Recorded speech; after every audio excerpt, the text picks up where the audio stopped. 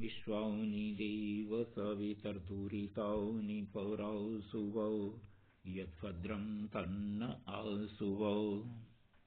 मित्रों, स्नातक प्रथम वर्ष की कक्षा में आप सबका स्वागत है। हम सब मिलकर के अच संधि स्वर संधि पढ़ रहे हैं और स्वर संधि में कल अपन ने प्रकृति भाव के पहले सूत्र को जो पूर्व रूप संधि के साथ मिल रहा था पढ़ा था। 4-5 सूत्रों को, उनके उदाहरणों को आज स्पष्ट कर रहे हैं। प्रमुख रूप से एक उदाहरण है गो अग्रम गोग्रम। गो प्लस अग्रम, इस स्थिति में परासन्निकर्ष संहिता सूत्र से संहिता संज्ञा हुई और संहितायाम से अधिकार मिलने के बाद एंगः पदांतादति। पदांत एंग के बाद अपरे होने पर दोनों को मिलकर के पूर्व रूप एकादेश होता है। तो गो का ओ पद का अंत है, उसके बाद अग्रम का आ है। इस स्थिति में यहां पूर्व रूप होना चाहिए, तभी सर्वत्र विभाषा गो सूत्र ने कहा कि वैदिक प्रयोग में, लौकिक प्रयोग में गो शब्द के बाद अत परे होने पर सभी जगह पर विकल्प से प्रकृति भाव होता है। तो जब प्रकृति भाव पक्ष हो गया तब तो गो अग्रम बना। प्रकृति भाव का अर्थ है जैसा है वैसा ही रहता है।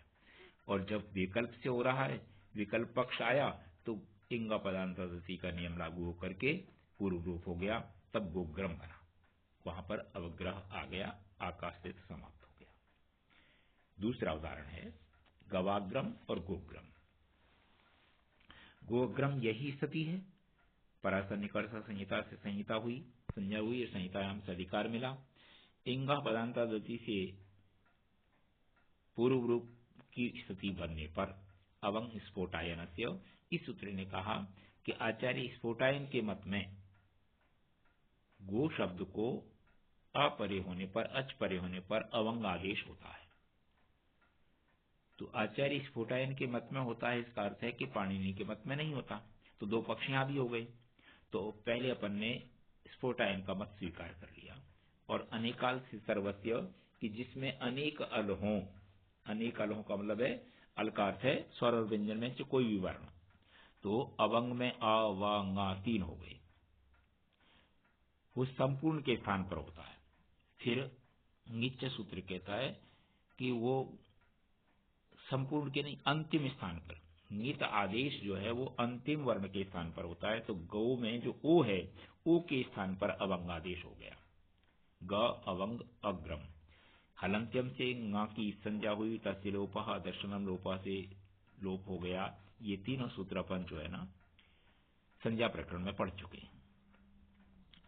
गव प्लस अग्रम, आकाश अवर्णी दीर्घ से गव का वा और अग्रम का आ मिलकर के दीर्घ संज्ञा हुई और गवाग्रम बन गया।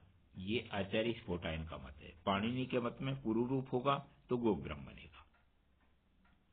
और इसका अंतिम उदाहरण है गवीन्द्र।